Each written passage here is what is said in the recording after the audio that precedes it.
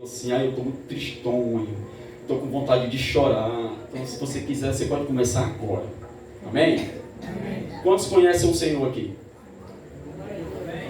Pouquíssimo, hein, gente? Vou fazer essa pergunta novamente. Quantos conhecem o Senhor? Amém. Aleluia. Então, vamos lá. O tema da ministração desta noite é ao Deus desconhecido. Você pode repetir? Ao Deus desconhecido. O Deus que você diz que conhece. Quem conhece o Senhor aqui? Fala, só diminui, só tu, viu, Tayane? Depois que eu fiz esse suspense, foi só tu. Mas continua, sustenta, irmão, viu?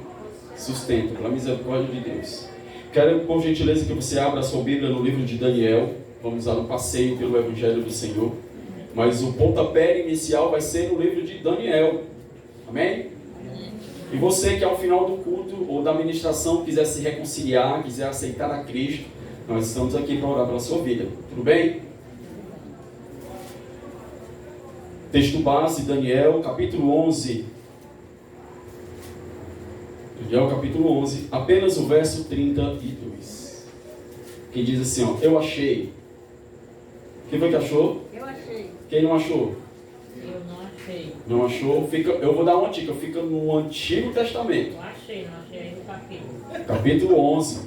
Pronto, até agora. Capítulo 11, verso 32. Olha o que diz. E aqueles que se portam impiamente contra o pastor, ele corromperá por meio de adulações. Agora presta atenção na parte B do versículo 32. Daniel 11, capítulo 32. Eu vou para a parte B. Mas, diga mas. Isso, para quem estudou língua portuguesa, é negação, tá bom? De verbo de negação. Mas o povo que conhece o seu Deus será forte e fará proezas. Olha só, você que conhece o Senhor, mas o povo que conhece o seu Deus será forte e fará proezas. Curva sua cabeça e vamos fazer mais uma oração no nome de Jesus. Deus bendito, seja exaltado, seja aclamado, seja reverenciado. E pela tua palavra que será ministrada nesta noite, nós queremos nos mover, queremos que a nossa fé seja ativada, queremos ter uma consciência, meu Senhor Jesus Cristo, da nossa miséria, da nossa ignorância, dos nossos pecados, ó Pai. Que nesta noite o teu Espírito Santo, que tem liberdade para operar no nosso meio, possa agir nos limpando, nos purificando, nos transformando, nos trazendo à memória aquilo que nos dá esperança, Senhor Jesus Cristo, que é o teu Evangelho, sola Escritura. Senhor, muito obrigado por até aqui o Senhor ter nos sustentado, Ebenezer. Fica conosco, Jesus. Recebe esta oração em tuas mãos, é tudo que nós te pedimos, oramos e por fé nós te agradecemos. Assim seja, amém, e graças a Deus. Preste atenção aqui, gente. Preciso fazer um panorama ou um contexto do que Daniel 11 especificamente está tratando aqui. É um diálogo aqui do anjo Gabriel com Daniel. E aqui vai haver um momento de divisão entre reinos, tá? Vai ser dividido o reino do norte e o reino do sul. Isso tudo também vai envolver o anticristo. Vocês lembram quem é o anticristo, quem participou aqui da escola bíblica? Que nós estávamos ensinando sobre o livro de Apocalipse, que o anticristo já está bem próximo. Amém? Então o contexto em linhas gerais é sobre guerras, é sobre política, tá bom? É um tema bastante complexo que se apresenta aqui em Daniel capítulo 11. Mas por que eu estou trazendo especificamente apenas o versículo 32 para você nessa noite? Porque o que me chama a atenção e a pergunta que eu fiz para você nessa noite foi: quem conhece o Senhor?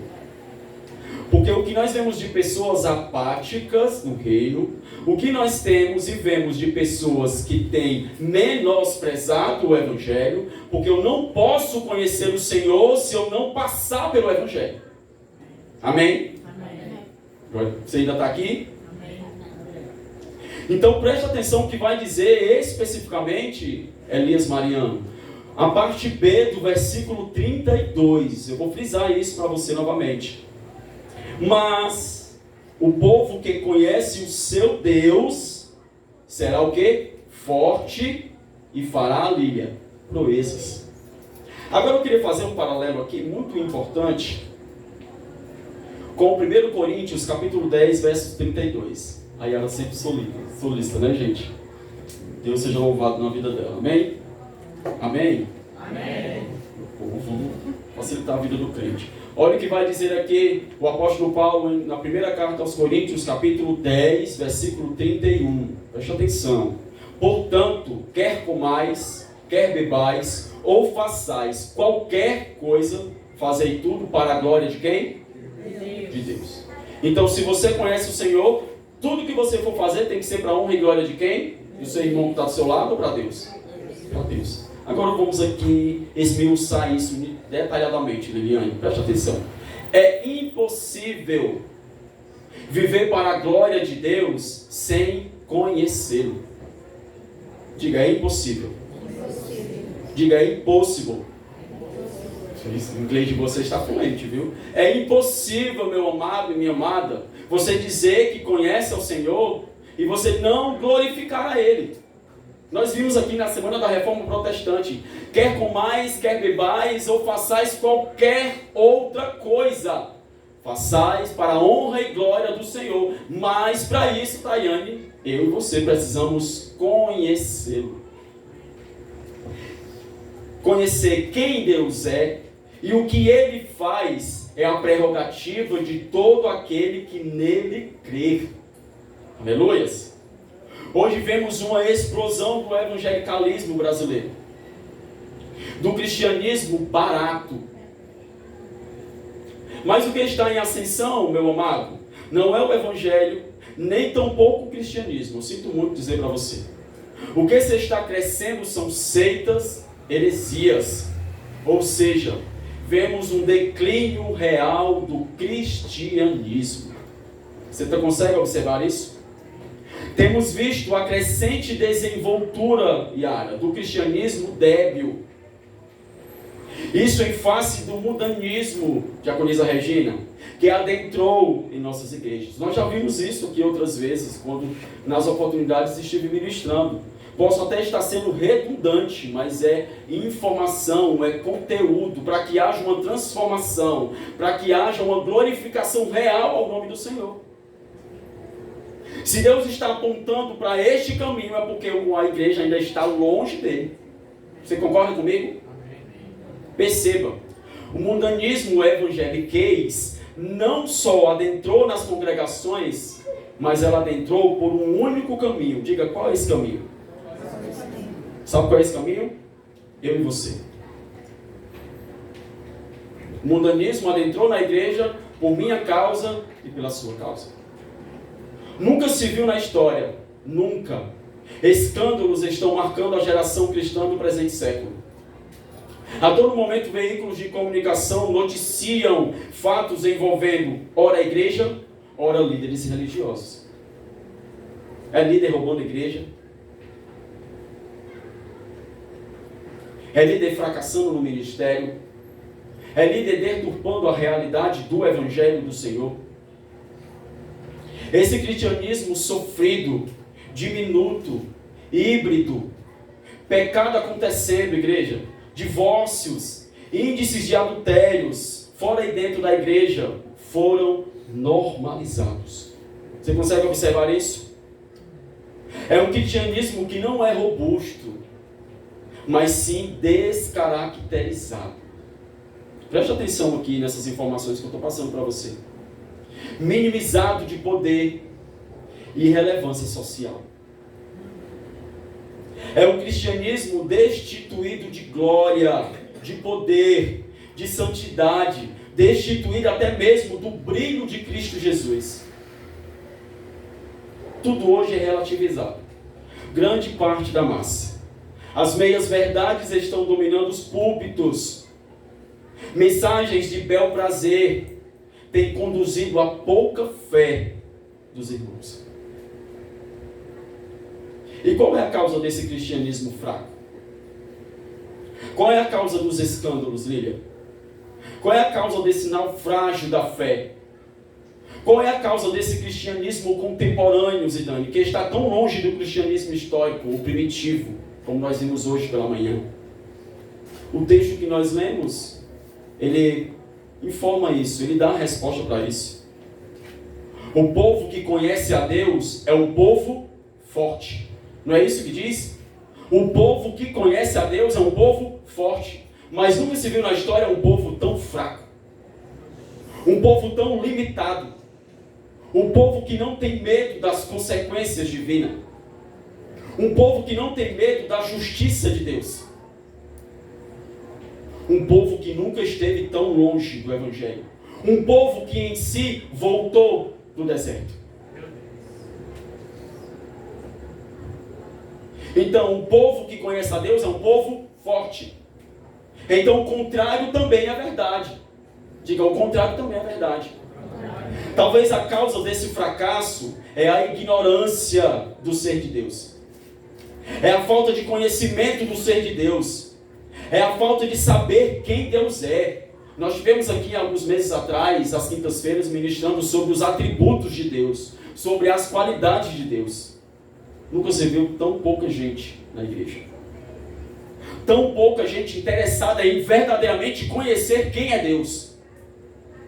Crentes estão esperando conhecer a Deus somente na eternidade, quando Deus todos os dias tem se mostrado quem Ele é por meio das Escrituras. Você pode glorificar a Ele por isso?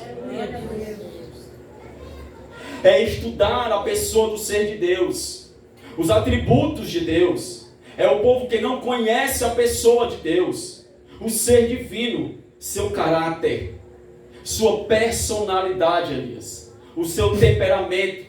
É um povo fraco. Diga, um povo fraco. E a imagem do Deus que se prega nessa nação é de um Deus fraco. Porque se você é fraco, então você está passando a informação de que o Deus que você serve também é fraco. É a de um Deus imediatista. Isso você já conhece muito bem. É o maior Papai Noel, está chegando dezembro. Nós temos apresentado Cristo como o maior Papai Noel do século 21, que só vive para despachar bênçãos e cumprir demandas materiais de crentes caprichosos. Ou pseudos crentes. Já estou vendo aqui Papai Noel no trenó entregando os presentes daqueles meninos birrentos que passaram o ano todo chateando Deus, ignorando Deus, e quando é um Natal querem o presente de Deus. É um Deus que tolera pecado. É um Deus que releva a iniquidade. É um Deus que recebe tudo e todos sem fazer nenhuma exigência. Não é esse Deus. Não é esse Deus que eu e você servimos, ou que em algum momento nós ouvimos falar. Amém? Amém. É um Deus que não tem poder absoluto sobre a criação. Veja só. Um Deus que não tem poder sobre a própria criação. Estou limitando Deus. Estou limitando aquele que era, que é e que há de vir sobre nós. Não posso fazer isso. Por isso que sou ignorante. É um Deus que não consegue ser soberano. Não consegue solucionar os problemas da igreja. Esse é o Deus pregado. Um Deus humanizado. Um Deus carnalizado. Um Deus que se dá tapa nas costas de muito crente. Que se beija. Que se abraça. Esse é o Deus da igreja contemporânea. Um Deus paz e amor. Você está comigo aqui ainda? Vemos um Deus católico, universalista, sendo cultuado. Que não tem regras, não tem doutrina, apenas valores. O que importa é somente valores. E isso em grande escala. Seja o seu dízimo, seja a sua oferta. Mas a vida com Deus, ela está totalmente vazia. Ainda estamos tal qual como os católicos, esperando Cristo descer da cruz para poder fazer as boas novas que Ele disse que prometeu. Só que esse Deus que está sendo adorado não é o Yahvé. Não é o Deus das Escrituras. Não. Não é o Deus revelado nas leis de Moisés, nos profetas. Não é o Deus de Jesus. Diga, não é o Deus de Jesus. Preste atenção aqui. É fraco, é carnal. Não é o Deus da Bíblia. O povo que adora esse tipo de Deus se torna fraco. Reveja os seus conceitos. Quem conhece o Senhor aqui? Vamos afunilar mais. Entenda. A igreja, o povo de Deus, a cristandade aponta para o seu Deus. Tudo bem? Vocês estão compreendendo aqui? A igreja, que somos nós, o povo de Deus, a cristandade aponta para o seu Deus. E se o Deus aponta para a cristandade? O que significa isso? Se a cristandade diária tem sido corrupta e corrompida, ela está apontando para o Deus que ela serve. Então, logo, o Deus é corrupto e é corrompido. Vocês estão entendendo? Logo, o Deus que ela serve é um ídolo, um Papai Noel antibíblico. E essa igreja nada mais reflete esse Deus carnal, que ela criou com a sua mente. Se você conhece a Deus, você é um povo forte. E não só isso, Mariano, é forte e que faz proezas. Tudo no nome do Senhor. Há muito mais ateus no mundo hoje do que jamais houve. Tanto em números absolutos, quanto em porcentagens da humanidade. E aqui eu quero trazer uns dados para vocês.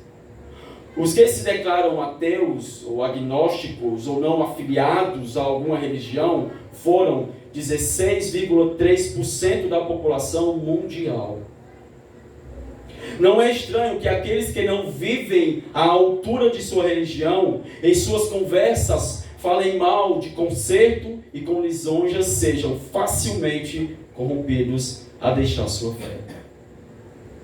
E não só isso, não só os ateus, mas nós vemos também os desigrejados. Esses cuja boa consciência naufragarão também muito em breve na fé. Tome cuidado. Perceba que o número de ateus estão crescendo no mundo, inclusive aqui no Brasil. Está havendo uma explosão do ateísmo. Vamos para mais dados. Segundo o Datafolha de 2010, 10% da população brasileira se dizem sem religião, dos quais 1% se declaram ateus. 1% já é muito. Então, onde é o povo? Onde é que está o povo que conhece a Deus, que é um povo forte, que é um povo que precisa pregar o Evangelho, e por que ainda está havendo tantos ateus no mundo? E aí, o que é ateu? Sem crer, não acreditar na existência de Deus, não acreditar que Deus existe, não acreditar na fé, não acreditar no Evangelho, não acreditar na Bíblia. A Bíblia, que como nós vimos durante a Semana da Reforma Protestante, ela é inerrante. O que está contida nela, ou o que está contido nela, está absolutamente acontecendo. Como eu disse no PGM sexta-feira, a Bíblia ela é real. O que está escrito nela é real. A Bíblia, meu amado irmão, ela é palpável. Amém? Você está entendendo? E por que nas últimas décadas o ateísmo tem explodido em números crescentes? Vamos lá. Por causa dos evangélicos e dos cristãos. Por causa da igreja. Porque a igreja, na verdade, aponta para o seu Deus. Preste atenção aqui. A igreja aponta para o seu Deus. Quando as pessoas veem o estilo de vida que os cristãos estão vivendo, quando eles veem os milhares de escândalos vindo à tona, o fracasso da fé deles é iminente. Vai acontecer. Eles olham para isso e convergem essa crença no Deus da igreja. Um Deus fraco. Um Deus pobre. Um Deus limitado. Um Deus que não tem poder de transformar. Um Deus que não tem poder de curar, de salvar, de libertar. Olha o que vai dizer Mateus 5, versículo 13 e versículo 14. Vós sois sal da terra, mas se o sal perder seu sabor, com que se há de salgar? Para nada mais é bom, senão se lançar fora e ser pisado pelos homens. Vós sois a luz do mundo. Não se pode esconder uma cidade estabelecida sobre um monte. Vamos mais além? 2 Coríntios 3, 2. Vós sois a nossa carta escrita em nossos corações, conhecida e lida por todos os homens. Aleluias. Logo, para os ateus é uma decepção, pois estamos informando para eles que esse Deus é um Deus materialista, somente. Estamos apresentando para eles um Deus caricato, um Deus fraco, um Deus de barganha. Com isso eles preferem crer, escuta só, por isso eles preferem crer, Viane, em outras coisas, do que crer em um Deus que é todo santo, onisciente, onipotente e onipresente. Aleluia. Diante disso, a conclusão que os ateus tiram é a de um Deus insuficiente e pragmático. Um Deus de todo limitado, sem força, sem reflexo na sociedade. Por isso que é urgente a igreja estudar os atributos de Deus, suas qualidades inefáveis, seu ser absoluto, qualidades comunicáveis e incomunicáveis, atributos ou qualidades que ele distribui a nós e os incomunicáveis que só pertencem somente a ele. Onisciência, onipresença e onipotência é um deles. Devemos tirar o homem do centro, escuta só, devemos tirar o homem do centro das pregações e reposicionar Cristo ao lugar de destaque. Qual é o lugar de destaque? O seu trono. O Senhor é quem tem que reinar na igreja. Amém? Amém. Temos que enfatizar nos púlpitos, igreja, o ser de Deus, suas qualidades e vontades para o pecador arrependido. Quem crê, verá a glória de Deus. Quem crê, verá a glória de Deus. Se você crê, você verá a glória de Deus. Diante de um cristianismo minguado, obsoleto, é urgente a necessidade de descobrir Deus por meio das Sagradas Escrituras. Até porque o maior mandamento é amá-lo. E eu só posso amar alguém se eu conhecê-lo. Amém? Amém. Eu só posso amar alguém se eu conhecê-lo. Eu posso me apaixonar. Mas conhecer para amar é diferente. Preste atenção, portanto. Voltemos ao teocentrismo e deixemos de lado o homocentrismo. Amém, igreja? Amém. Voltemos ao teocentrismo e deixemos de lado o homocentrismo. Romanos 11, do 33 ao 36, você conhece esse texto muito bem, mas agora de forma bem clara, eu queria que você preparasse as suas hoices para ouvir o que o apóstolo Paulo estava dizendo aqui. Ó a profundidade das riquezas, tanto da sabedoria como da ciência de Deus. Quão insondáveis são os seus juízos, quão inescrutáveis os seus caminhos. Porque quem compreendeu o intento do Senhor? Ou quem foi seu conselheiro? Ou quem lhe deu primeiro a ele para que ele seja recompensado? Porque dele, e por meio dele, e para ele são todas as coisas. Glória, pois, a ele eternamente. Amém. Não se pode fazer tudo para a glória de Deus sem antes conhecê-lo. Você está entendendo isso? Não se pode fazer tudo para a glória de Deus sem antes nós o conhecê-lo. Se não soubermos quem Ele é, o que Ele ama e o que Ele odeia. Você sabe o que é que Jesus ama? Você sabe o que é que Ele odeia? Você precisa compreender isso. Quais as consequências de não se conhecer a Deus? Diga, quais? O que ocorre com uma igreja que está ignorando a Deus? Vamos lá. Veja o perigo que se corre em não conhecer a Deus. O que a ignorância a respeito de Deus faz? O que ocorre quando não se tem conhecimento de Deus? Primeiro, diga primeiro. A igreja se perde. Oséias 4, versículo 6. O meu povo foi destruído, porque faltou o conhecimento. Preste atenção. Porque tu rejeitaste o conhecimento, também eu rejeitarei, para que não sejais sacerdote diante de mim, visto que te esquecestes da lei do teu Deus, também eu me esquecerei de teus filhos. Amém? Amém. Também eu me esquecerei de teus filhos.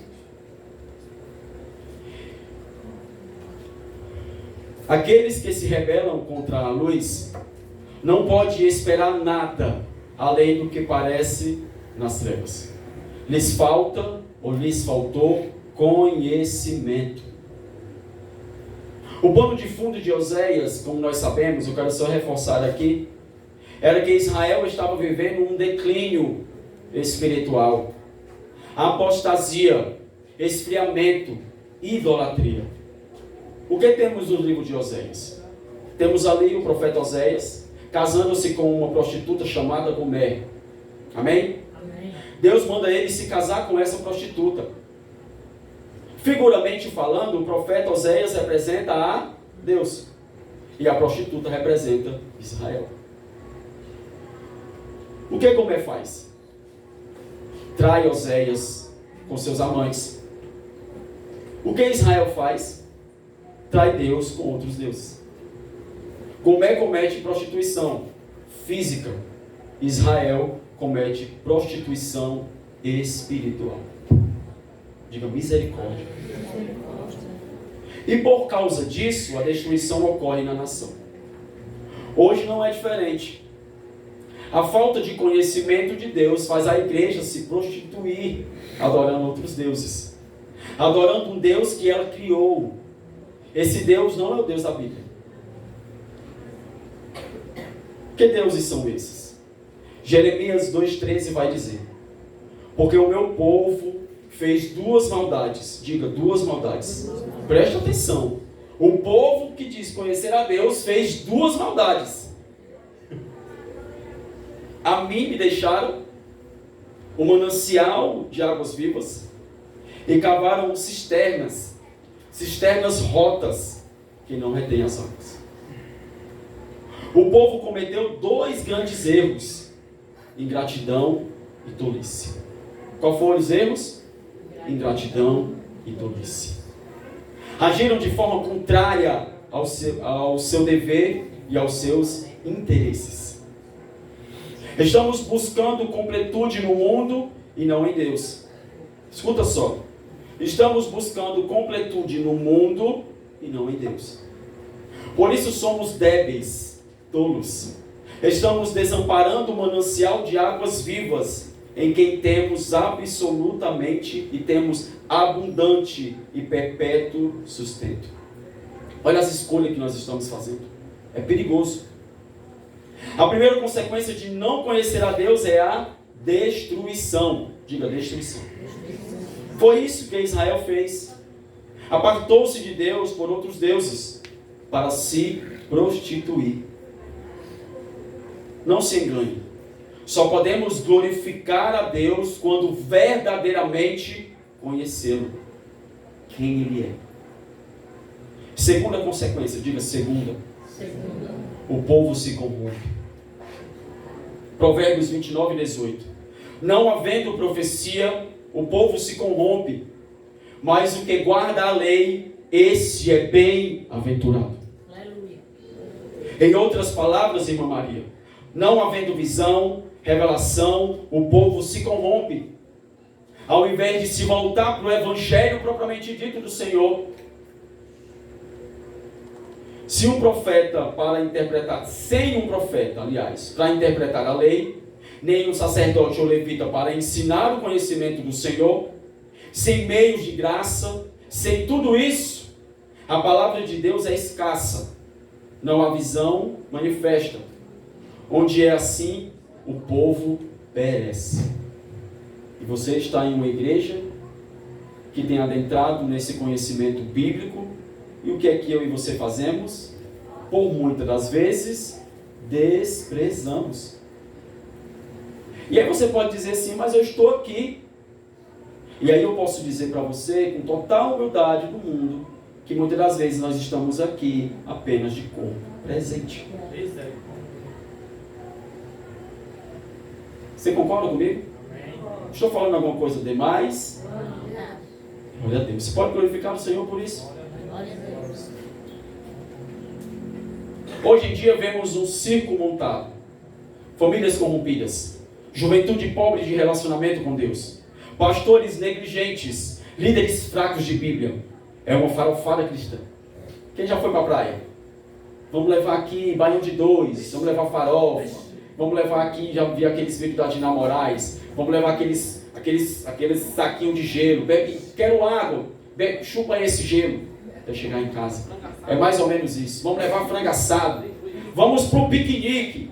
Piquenique é para sair 6 horas da manhã, os meninos já estão 4 horas da madrugada, já estão acordados já. A palavra corromper no hebraico tem 2 interpretações: depravar e perverter.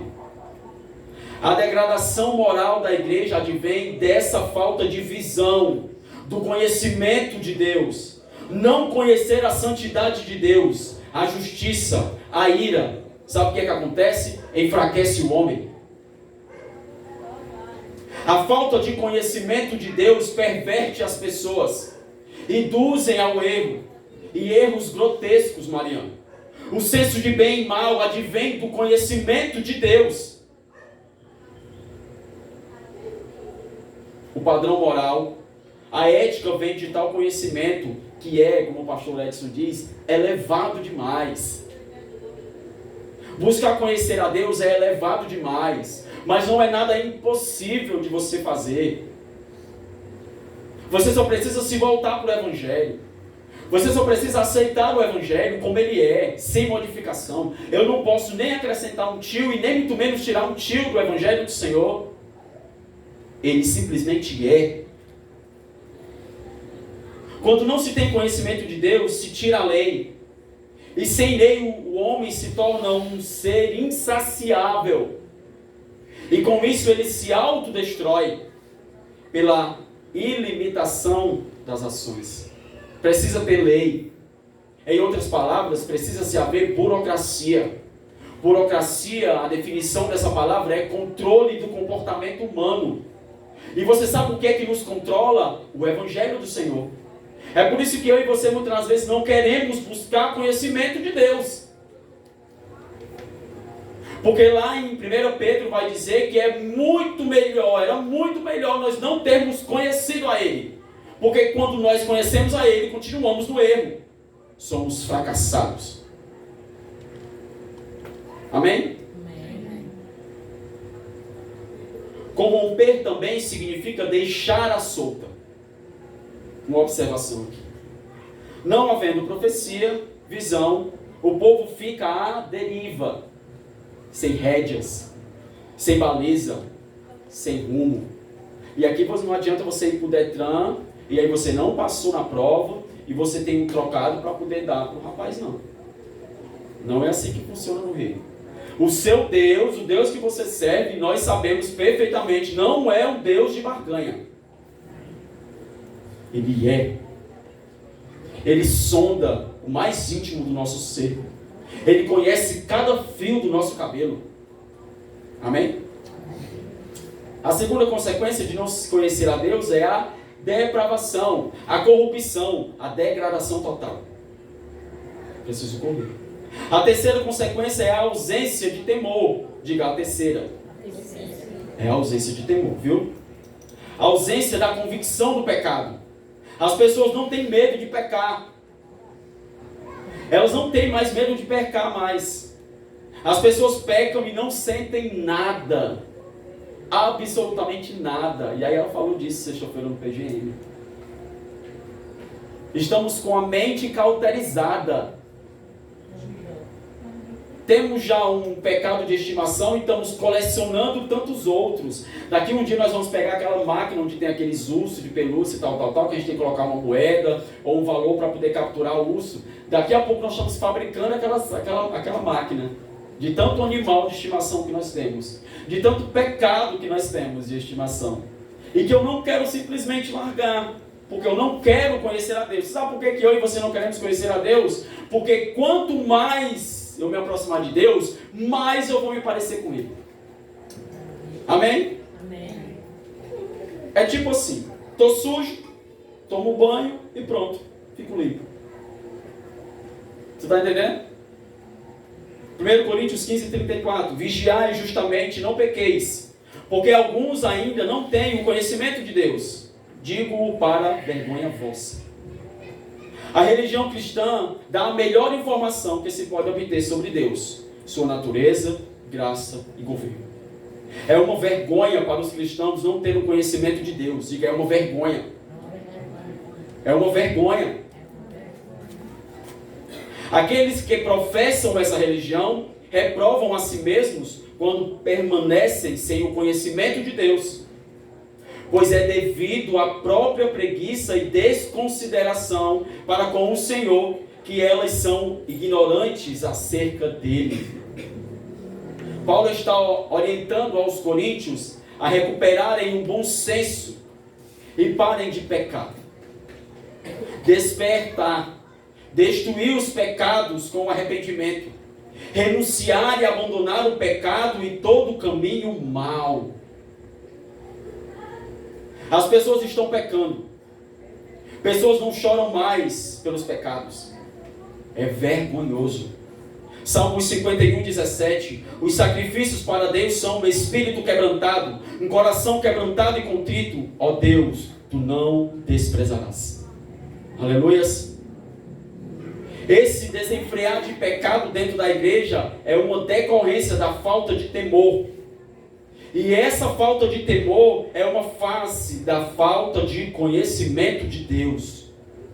Sem temor, não há razão para parar de pecar. Amém? Sem temor, sem nenhuma responsabilidade, nós não queremos parar de pecar. Deve ser a ignorância sobre o Deus que leva os homens à descrença da ressurreição e da vida futura.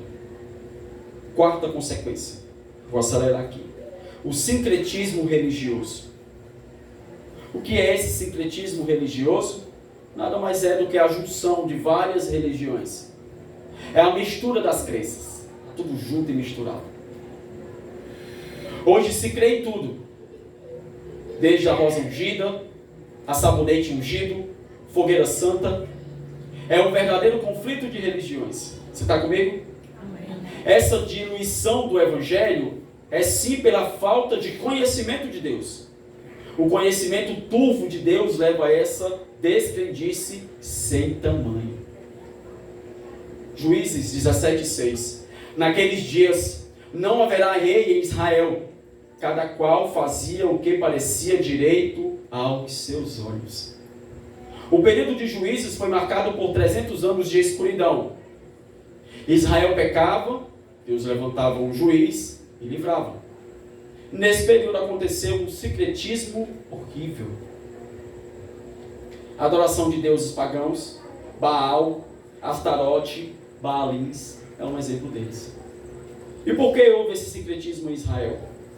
Israel perdeu a identidade, perdeu o perfil, perdeu, sabe o que, Viane? O padrão. Juízes 17:6. Deixa claro que naquela época não havia rei em Israel. Falasse de autoridade. Não havia lei. não havia referência monárquica para se seguir. Se não tem lei, como nós vimos agora há pouco, então eu posso fazer o que eu bem quiser. Tudo bem? Não havia conhecimento de Deus. Logo, por não haver tal conhecimento, cada um fazia o que melhor lhe aprovesse. Tem um ditado popular que diz: todos os caminhos te levam a Deus. Quem já ouviu isso? Todos os caminhos te levam a Deus. É verdade ou é mentira? É mentira? Quem acha que é mentira? Quem acha que é verdade? Quem não acha nada? É bem isso. Hoje em dia, tudo e todos os meios nos fazem chegar a Deus. Mas tem um detalhe aqui. Chegamos a Ele sem sacrifícios, sem renúncia. A facilidade do ter tem levado o homem a ser e crer no que quiser. Vou repetir isso. A facilidade do ter tem levado o homem a ser e crer no que ele quiser. Juízes 2, versos 10 e versos 12. E foi também congregada toda aquela geração a seus pais. E outra geração após ele se levantou, que não conhecia o Senhor, nem tampouco a obra que fizeram a Israel. Então fizeram os filhos de Israel o que parecia mal aos olhos do Senhor, e serviram aos Baalins, e deixaram o Senhor, Deus de seus pais, que os tirara da terra do Egito, e foram-se após outros deuses, dentre os deuses das gentes que havia ao redor deles, e encurvaram-se a eles, e provocaram o Senhor a ira. Quinta consequência: sem conhecimento de Deus não se pode adorá-lo. Diga: sem conhecimento de Deus não se pode adorá-lo. Você vê que na hora teve um louvor que nós estávamos cantando, que simplesmente nós dizer que amamos a Deus é um sacrifício para nós.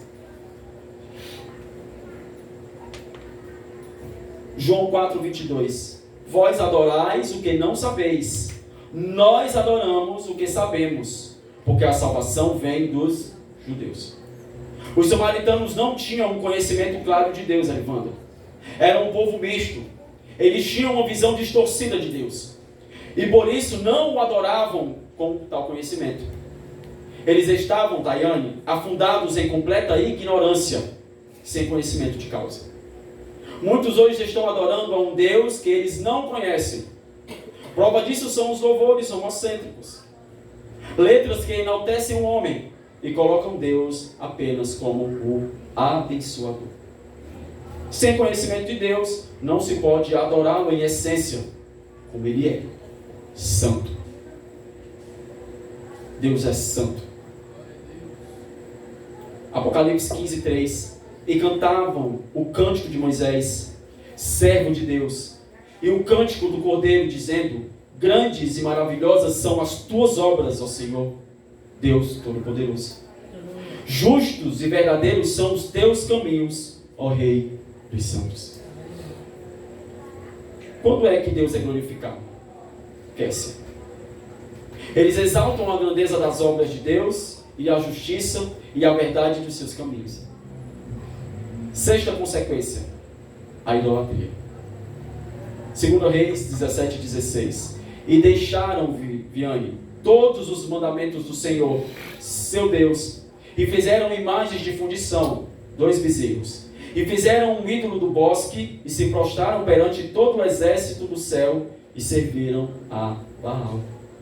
Irmãos, quando insistimos em adorar deuses idealizados em nossa mente, nos tornamos tal qual o povo de Israel, que endureceram a cerviz, que não creram no Senhor, seu Deus. Isso porque não deram ouvidos aos estatutos e leis que vos foram enviados pelo ministério dos servos de Deus, a saber, os profetas. João 8:32. E conhecereis a verdade, e a verdade vos... E conhecereis a verdade, e a verdade vos... Ao conhecermos tal verdade, seremos libertos da opressão e engano que assolam a humanidade. João 17:3. E a vida eterna é esta: que conheçam a Ti só por um único Deus verdadeiro, e a Jesus Cristo a quem enviaste. A vida eterna está no conhecimento de Deus e de Jesus Cristo.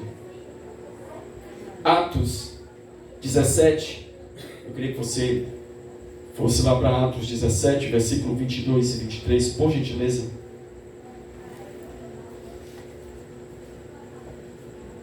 Olha só o que vai dizer. Atos 17, 22 e versículos 23. E estando Paulo no meio do aerópago, disse: varões atenienses, em tudo vos vejo um tanto supersticiosos, porque passando eu e vendo os vossos santuários, achei também um altar em que estava escrito, olha só o que estava escrito nesse altar, Lília: ao Deus desconhecido. Esse, pois, que vós honrais, não o conhecendo, é o que eu vos anuncio. Você pode glorificar o Senhor? Aqueles que têm o conhecimento de Deus, presta atenção, devem comunicá-lo àqueles ao seu redor. Essa caridade espiritual deve ser extensiva e instruir a muitos. Em tempos de perseguição e apostasia, que são períodos de provação, aqueles que têm o conhecimento devem utilizá-lo para fortalecer e levantar a outros. Os que entendem a si mesmos corretamente devem fazer o que podem para levar os outros ao entendimento. Pois o conhecimento, presta atenção, é o talento que deve ser intercambiado, que deve ser passado, que deve ser ensinado. Por isso que dentro das igrejas hoje existem pessoas mal educadas em relação ao Evangelho do Senhor. Olha o que vai dizer em Atos 17, 22. E então Paulo ficou em pé no meio do aerópago e disse: homens de Atenas, eu percebo que em todas as coisas sois supersticiosos. Vemos um sermão de Paulo para os pagãos atenienses aqui nesse momento. O escopo do discurso deles era bem diferente do que era para os judeus. Ele pretendia, Paulo, levá-los ao conhecimento do Deus único e verdadeiro. Ele é obrigado a lançar as bases e instruí-los no primeiro princípio de toda religião. Você sabe qual é o primeiro princípio de toda religião? Diga, eu não sei. Diga, eu não sei. Sabe qual é? De que existe um Deus. E de que esse Deus é o Deus único. Esse é o princípio. De que só existe um Deus. Que é o caminho, que é a verdade e que é a vida. Como você agora há pouco mencionou. Ele mostra que precisam ser instruídos porque haviam perdido o conhecimento do Deus verdadeiro. E isso os levou a adorar os falsos deuses que eles haviam fabricado. Quando nós não buscamos conhecer a Deus, nós corremos um grande risco de procurar outros deuses e adorá-los. Nós corremos um grande risco de maquiar a nossa fé. Paulo chega a declarar que eles eram um tanto supersticiosos no final do versículo 22. O crime do qual ele os acusa, presta atenção aqui, é dar aos outros a glória que só pertence a Deus. Esse é o crime. Perceba a oratória de Paulo agora no versículo 23. Pois eu, passando e vendo a vossa devoção, encontrei um altar. Diga um altar. Diga um altar. Um altar no qual está escrito para o Deus desconhecido. Este, portanto, ao qual reverenciais sem conhecer, é o que eu vos declaro. Perceba a oratória de Paulo no versículo 23, dada a percepção de que Deus a todo momento esteve ali para ser adorado, glorificado. Paulo mostra que eles mesmos deram justa oportunidade para a declaração deste Deus único e verdadeiro, por meio da inscrição de um altar. O que era que tinha escrito? Ao Deus desconhecido. Essa descrição, a qual insinua o conhecimento de que havia um Deus, demonstra a apática relação, ou falta dela, que os atenienses tinham de Deus. É triste pensar que em Atenas, um lugar que deveria ter o monopólio da sabedoria, o verdadeiro Deus era desconhecido. É triste pensar que muitas das vezes estamos na igreja, estamos dizendo que estamos adorando ao Deus que nós não conhecemos verdadeiramente. Por isso que nós não o glorificamos como Ele deve ser glorificado. Por isso que nós não o adoramos como Ele deve ser adorado. Nós vemos muitas das vezes a igreja sem nenhuma reverência. Isso pelo simples fato de nós não buscarmos verdadeiramente conhecer o Senhor. Mas nós louvamos que aqui nós temos tido esse privilégio. Porque conhecer o Deus Todo-Poderoso é sim um privilégio. Estamos aqui nos domingos pela manhã, na escola bíblica, é um privilégio. Estamos aqui às quintas-feiras, é um privilégio. Estamos aqui aos domingos à noite, é um privilégio. E como todo privilégio, deve ser honrado. Glória a Deus, aleluia. Conclusão. Eu quero ler com os irmãos os versículos finais, do 24 ao 33 de Atos dos Apóstolos. Se passar, talvez seja uns 2 ou 3 minutos, vocês me desculpem, tá bom? Mas olha só. O Deus que faz o mundo e todas as coisas que nele há, visto que Ele é o Senhor do céu e da terra, não habita em templos feitos por mãos, nem é adorado por mãos de homens, como se necessitasse de alguma coisa, visto que Ele dá a todos a vida, a respiração e todas as coisas. E de um só sangue fez todas as nações dos homens para habitar sobre toda a face da terra, determinando os tempos antes ordenados e os limites da sua habitação, para que eles buscassem ao Senhor. Preste atenção.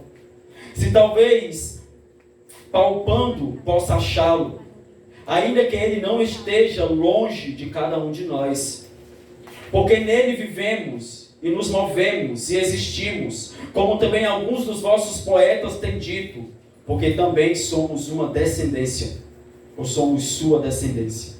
Sendo nós, pois, descendentes de Deus, não devemos pensar que a divindade seja semelhante ao ouro, ou à prata, ou à pedra esculpida pela arte e imaginação do homem. Mas Deus fechou os olhos para os tempos de tal ignorância, e agora ordena a todos os homens em todo lugar que se arrependam, porque Ele tem determinado um dia em que há de julgar o mundo com justiça, por meio do homem que Ele ordenou. E disso deu certeza a todos os homens, ressuscitando-os dos mortos. E eles, ouvindo falar da ressurreição dos mortos, alguns zombavam e outros diziam: te ouviremos novamente acerca deste assunto. E assim Paulo saiu do meio deles. Aleluia. E aí eu finalizo aqui com uma citação de Paul Walsh, que certa feita Paul Walsh disse: quando começamos a entender quem é Cristo e o que Ele fez por nós, não vamos precisar de outra motivação. Cristo é suficiente. Aleluia. Aleluias. Se coloque de pé em nome de Jesus. Quero orar pela sua vida. Espero que você nesta noite tenha compreendido. E se dissemos conhecer ao Senhor, nós devemos fazer proezas. Nós devemos entender que nós somos fortes. Amém? Você é forte. Nós somos fortes. Curva sua cabeça no nome de Jesus. Vamos orar ao Pai nessa noite.